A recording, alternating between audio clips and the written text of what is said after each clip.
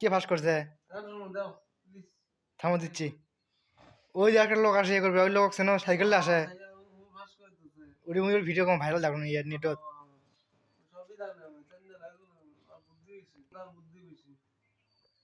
দেখি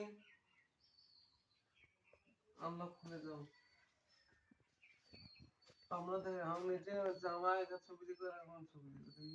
নেট ছবি আছে আসা, এর ছবি আছে।